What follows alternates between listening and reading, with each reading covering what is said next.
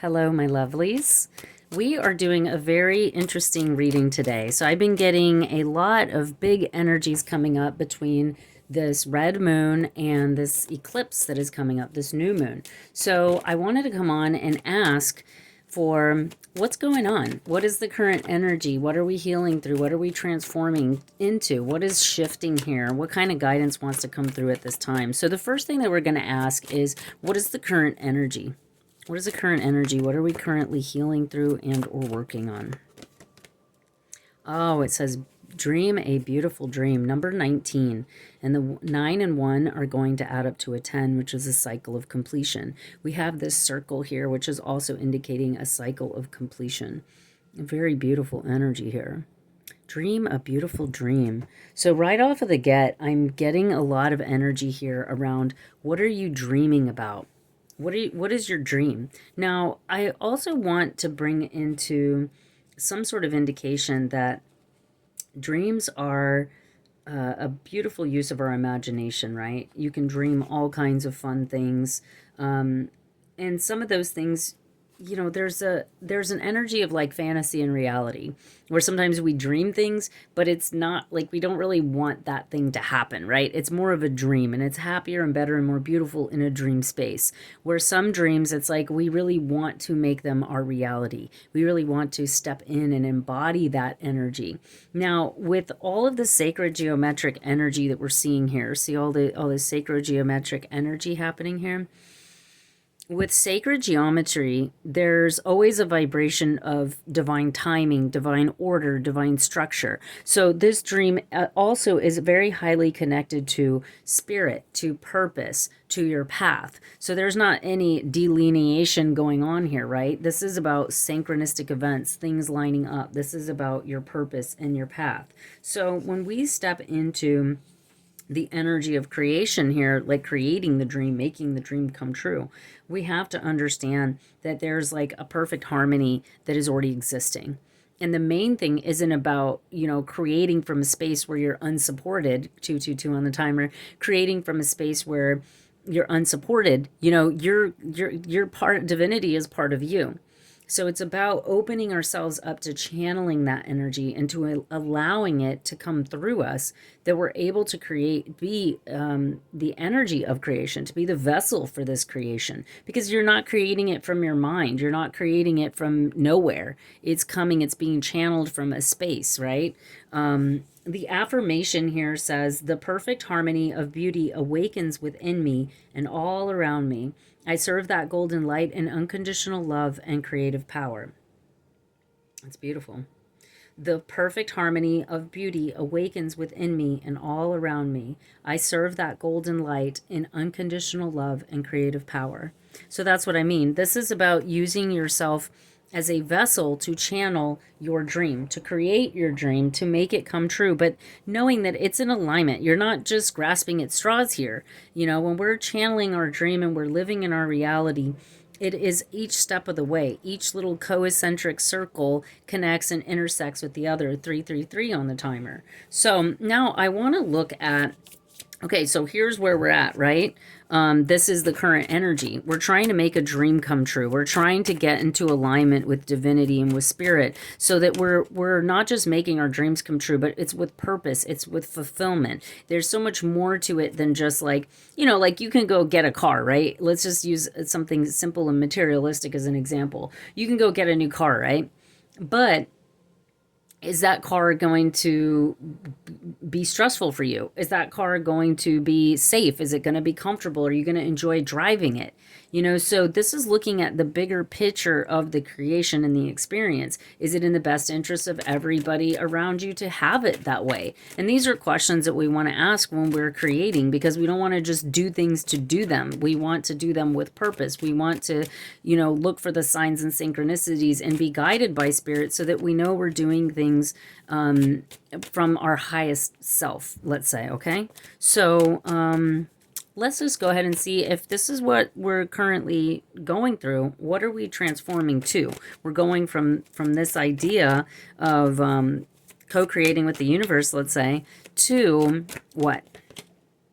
Releasing allegiances.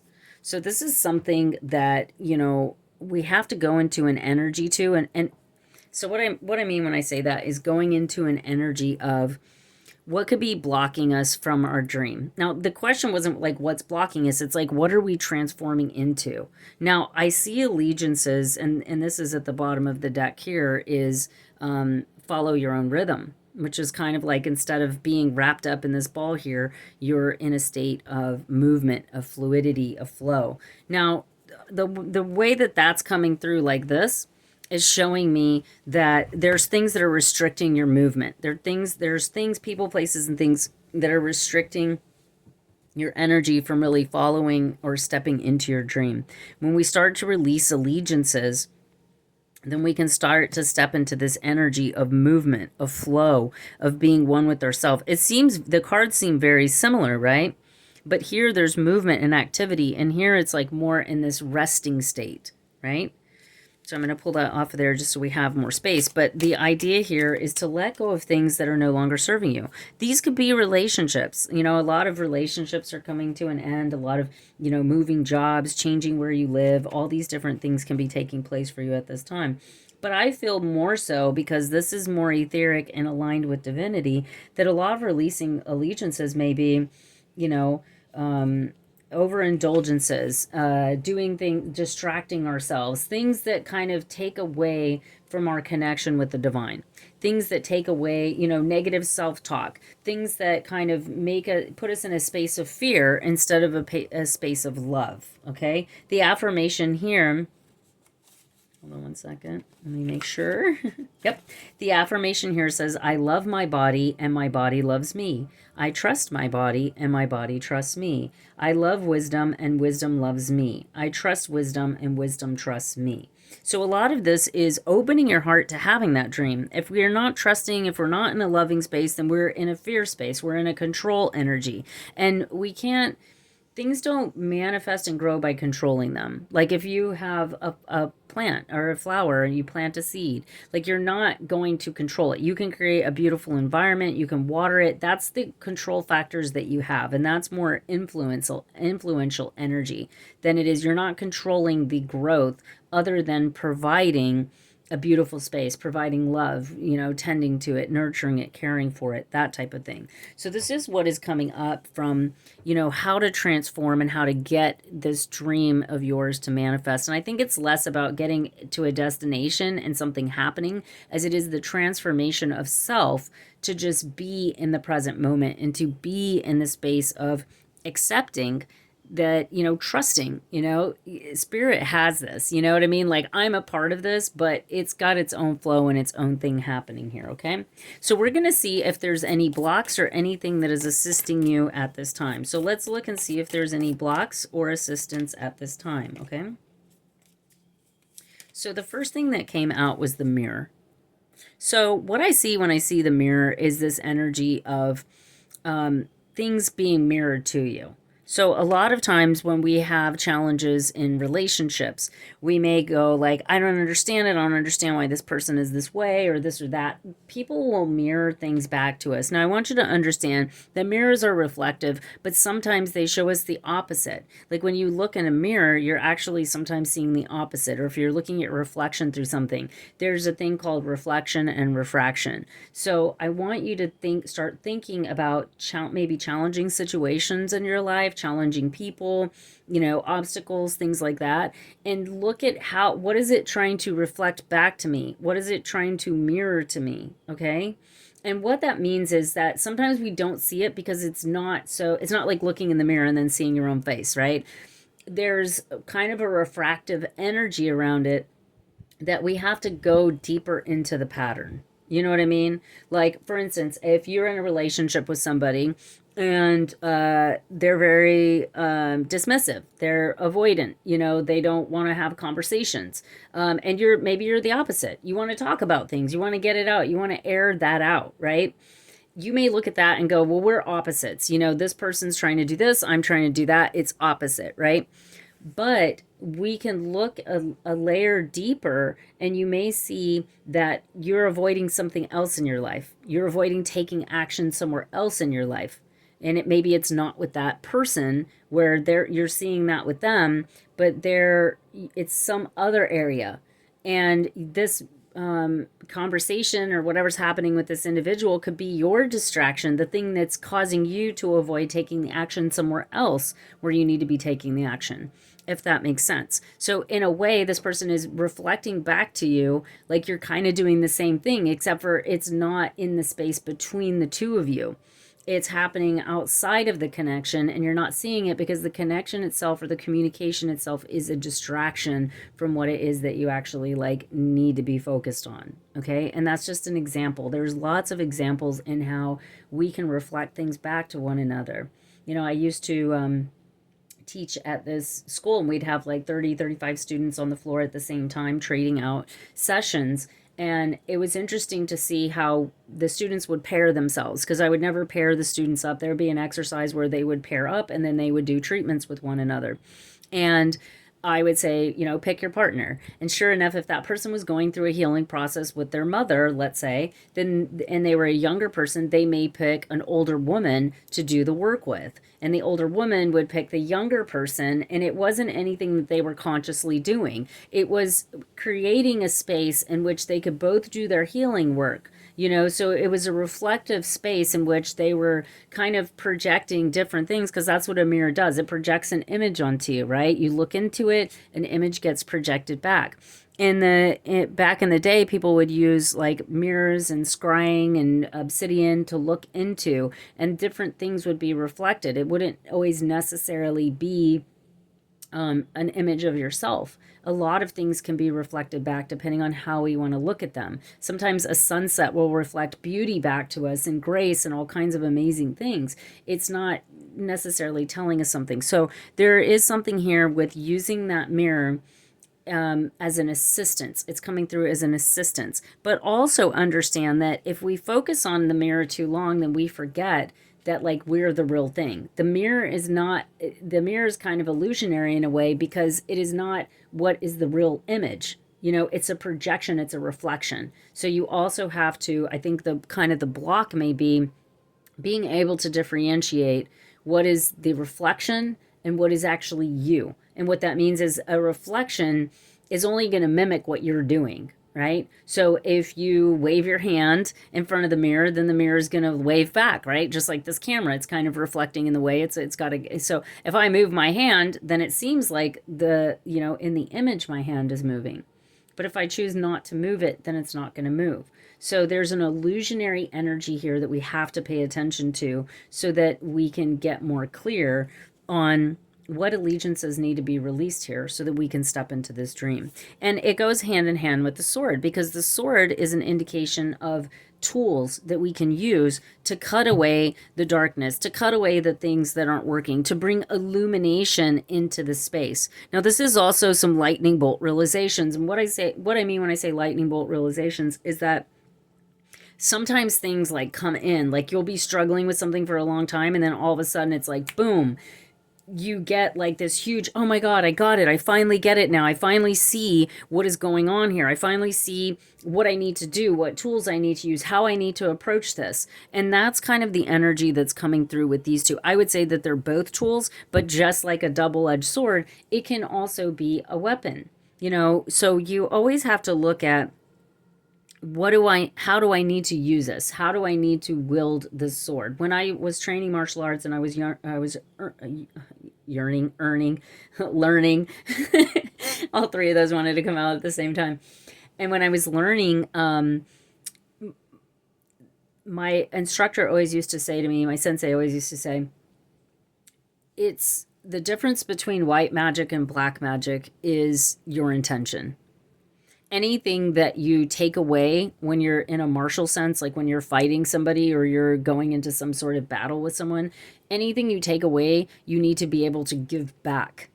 And so in that sense, you learn the martial, the protective, the fighting, the protective energy. But then on the other hand, you also learn the healing. So a lot of the energy work that I learned was the healing aspects of martial combat, but they can be used hand in hand, because if you can see somebody's gate cycle and you can see somebody's weaknesses, then you know where to attack. at the same sense, you also know what to heal. You know what work needs to be done.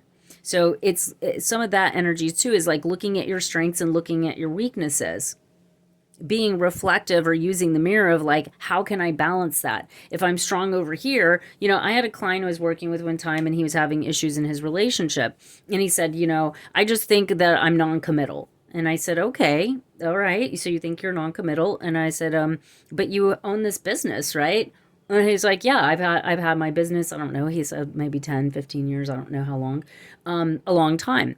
And I said, and don't you work like ridiculous hours? And, haven't you put in so much energy and time? And, oh, yeah, I work all the time. I'm like always there. And when they need this and I have to do that. And he kept going on and on about all the sacrifices he's made and all the things. And I said, well, doesn't that sound like commitment to you? And he just kind of took a step back like, whoa, wait a minute. And I said, it's not that you're non-committal. It is that you can commit to the things that you feel confident with, and there's not a fear energy there. So sometimes what happens is in the relationship space, I feel like I can't make a commitment. But when it comes to my career, when it comes to my work, when it comes to my dream, I'm willing to make all the sacrifices. I'm willing to put in 150%. I'll do whatever it takes, right?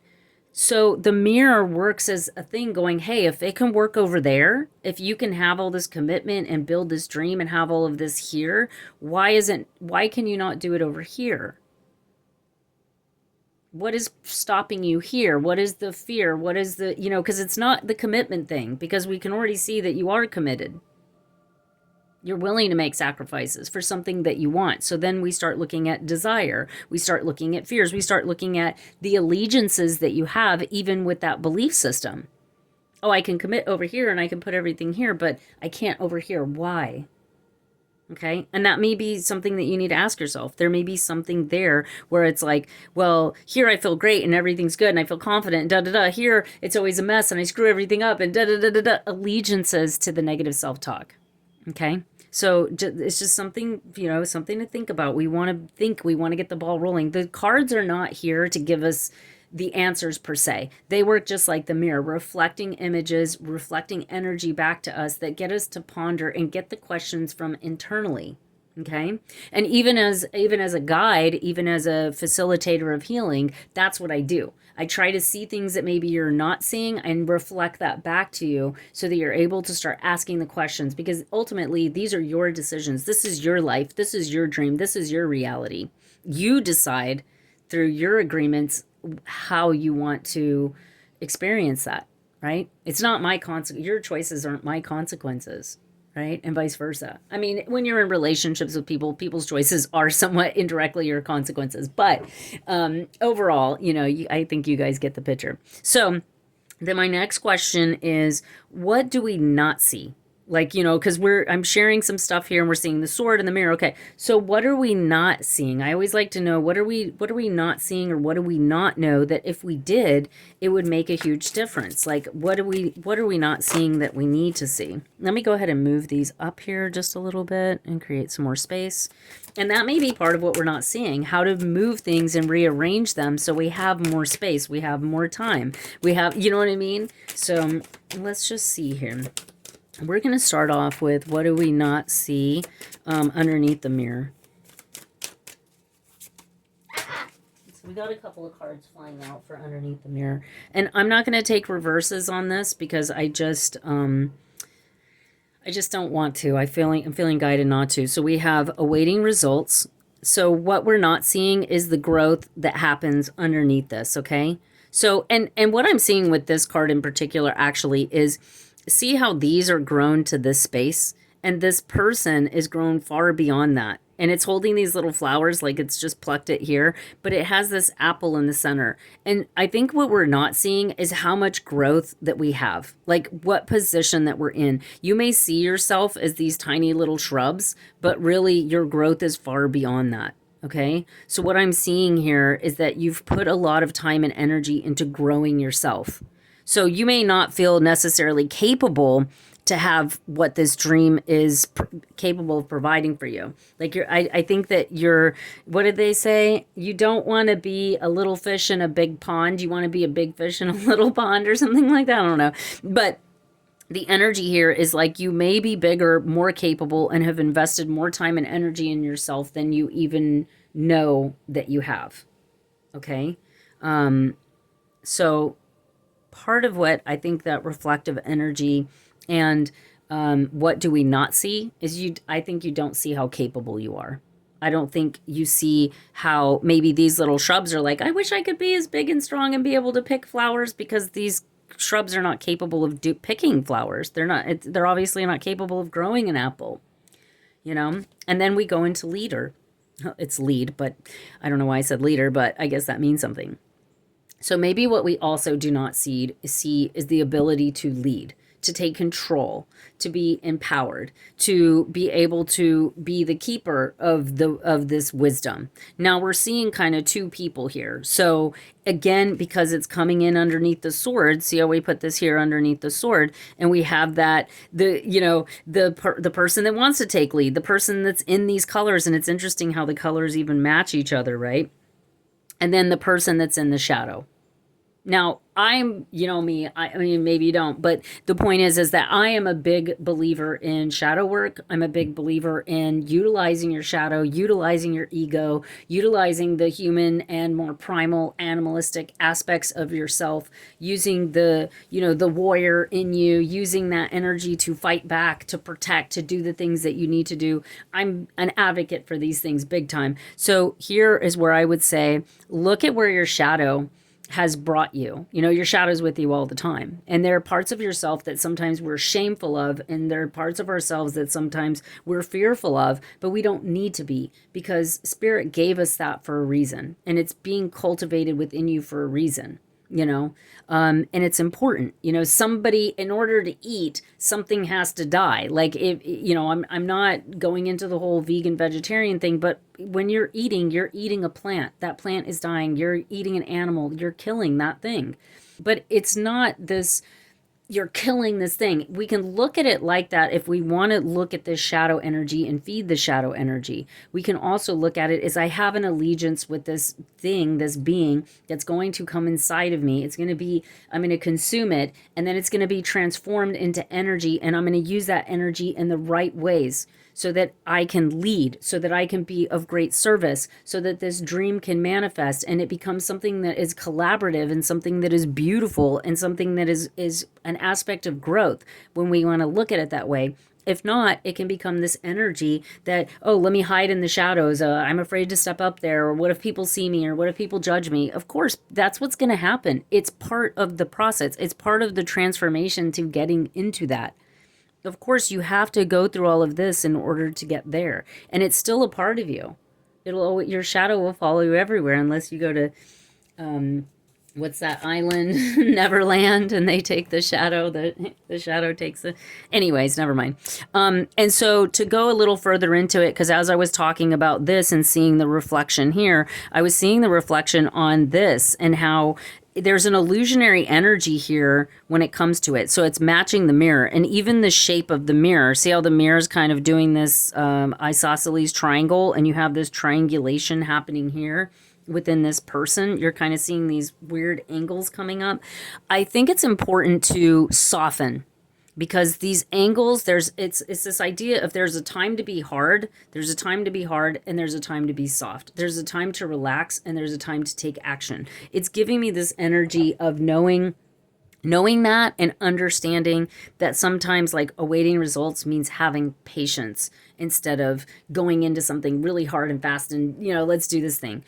Sometimes you have to wait, but then there is a time to harvest, because if you wait too long, then the little critters in your garden will eat that thing.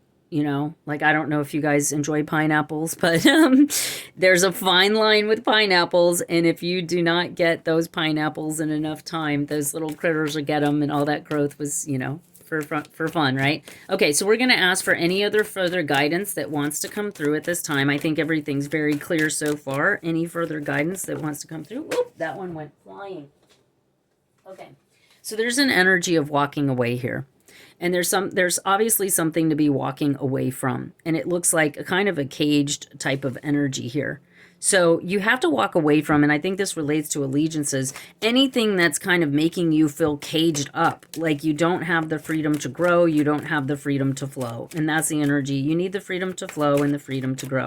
Now, I want you to understand that sometimes freedom, walking away doesn't mean running away. It doesn't mean avoiding things. Sometimes it means walking away can mean having a conversation around closure. It can mean freeing your mind from the fears that keep you from, doing and being where you want to be. Sometimes we walk away from situations and we really should have just invested a little bit more time. And then it would have been walking away from the idea that you need to give up instead of push forward a little bit more. Okay? That might be a little confusing for some of you, but just play it back. The next one is door to value. So the guidance here is to love, appreciate yourself, invest in yourself, think about your finances. Don't be afraid to look at your finances. Don't be afraid to do the things you need to do to get where you want to be. Remove the limiting beliefs that are preventing you from moving forward. Okay. All right, so we're going to pull one more card, or maybe two, but this is going to be an outcome energy. It was 2555 on the timer when I said that. I just made notice of it. Okay, so wait, what are we doing? Outcome energy. Sorry, I'm like, patience. Okay, so patience came flying out, and it actually landed in an impatient way. And I think this is some guidance here around walking away, where instead of walking away, be patient. And the walking away, like I said, is walking away from the things that are not supporting your dream. It's walking away from the idea of giving up just because something may be a little bit hard. Things are sometimes hard. Okay? I always tell my daughter to say, I can do hard things. I can do hard things. You can do hard things. You got this. Okay, one more card. What are we looking at here? Outcome energy. Sorry, I got distracted. How weird. Angel of Love. Okay? So the outcome energy with this is really around staying with an open heart. Don't let your heart get closed off. And I feel like that's what the walking away and the releasing allegiances, and also this energy is coming in with, like, don't let your heart get closed off. Keep your heart open so that the energy can flow. Be patient with yourself. Be patient with those voices in your head and the things that are getting mirrored back to you. We have determination. Face challenges with determination. You can achieve anything. That's what I was saying. Inspiration. Inspiration is everywhere. Capture your ideas. See, these are the things that I'm saying to you guys about, reaching that goal, reaching that dream. Okay, let's pull one more. Rebirth. Every end is a new beginning. That's beautiful. All right, one more went flying out, so we're going to take it. Communication. Effective communication, the bridge to understanding and connection. So this is also connecting, communicating with the people around you that love you and want to support you, but also internal communication. Look at your internal self-talk. We also have freedom at the bottom. We were talking about that. Freedom comes from inner liberation. See what I'm saying? Like, walking away isn't always about walking away from a person, place, or thing. It's walking away from the voice that tells us, oh, you're not good at that, or you can't do that, or, oh, those mistakes you made in the past, or, like, we need to start saying no to that. Use the sword to cut that away and reflect back all the hard work that you've put in, all the things you've overcome. Blessings are gifts from the universe. Receive and share them. Okay? So that's been your message. I hope you guys enjoyed it. I love sharing this time, space, and energy with you. If you have any questions, just go ahead and comment below. Let me know. Also, if you have any questions for other readings or any suggestions, I'd appreciate it. Thanks again, guys. It's just truly a blessing to share this sacred space with you. I hope the knowledge that was channeled through this message, through these cards, through me, has helped you and assisted you in your life. I know everybody that comes here is coming here for a reason. And I also know that you are a beautiful guiding light on this planet and for the collective consciousness, as we can see here in this beautiful card. So please keep shining your light, understand your value and worth, know that you are loved, you are seen, you are heard, and good luck, many blessings.